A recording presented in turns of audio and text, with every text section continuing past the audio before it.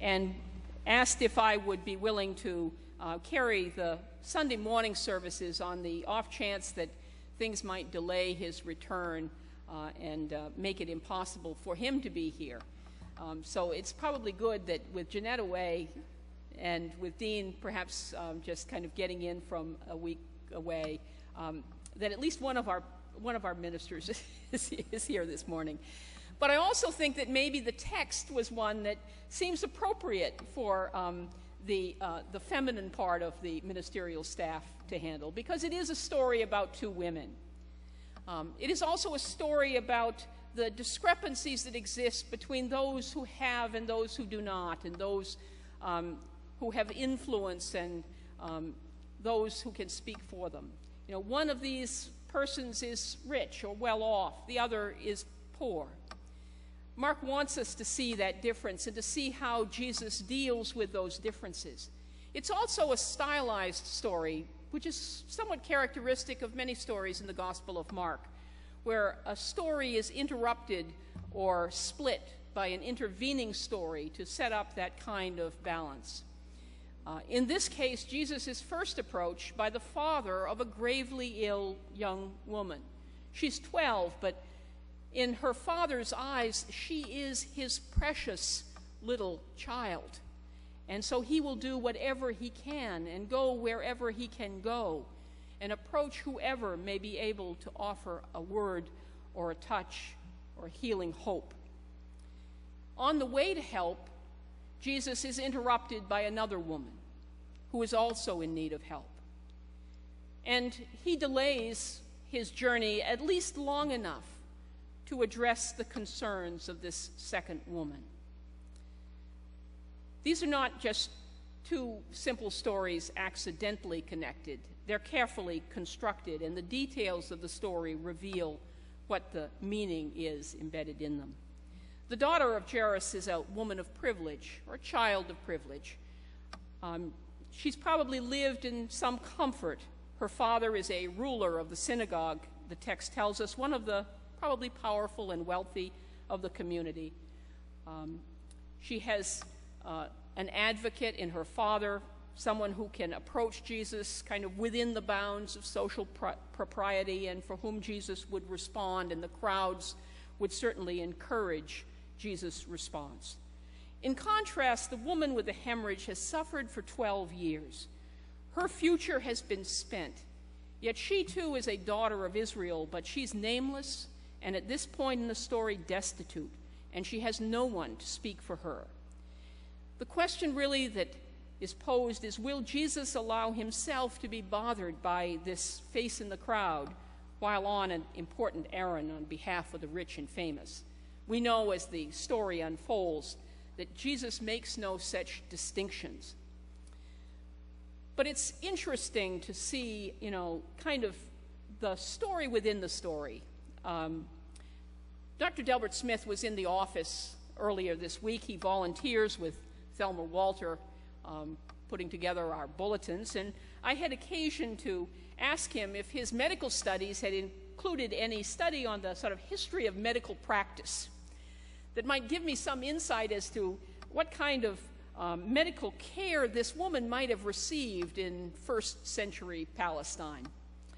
And he told me that his studies indicated that oftentimes these were herbal remedies of various kinds, and I had this awful thought of concoctions that might be dreadful to consume, and in this case, perhaps not all that effective either.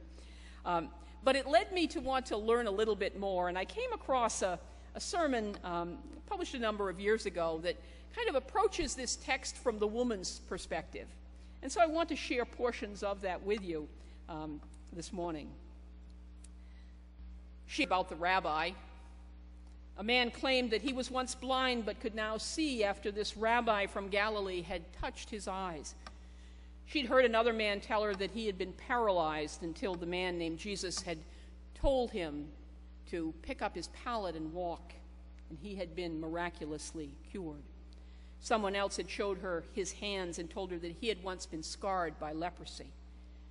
And a friend had told her that the rabbi had even cured an older woman of a fever, and that the woman's son-in-law Peter, was now counted among his followers. Other reports from relatives and friends from Capernaum were always the same. This man had special powers, healing powers. Maybe, just maybe, he could cure her.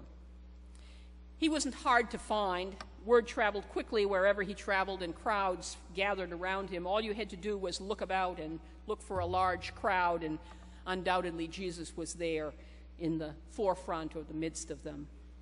Getting close, however, would prove to be a more difficult challenge. Everyone wanted his attention.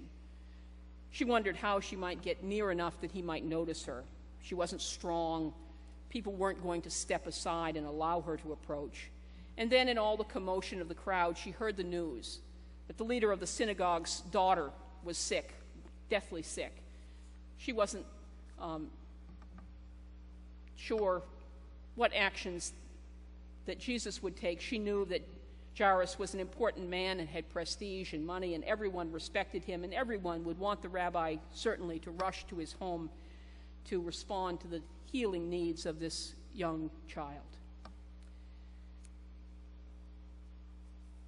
He would be too busy for the likes of her. The young daughter of a synagogue ruler was certainly more important. For a moment, she wondered how she would get his attention, whether she should simply give up on the idea. And then it occurred to her, maybe if I just touch the hem of his garment, if I get close enough to just touch the fringe, if it worked, this remedy would be a lot easier than the others she had tried and a lot less expensive. Once a priest had given her a piece of gum from Alexandria, a portion of alum, and a crocus, and told her to press them together and put them in a glass of wine with a drop of blood. The mixture looked strange, but she drank it. But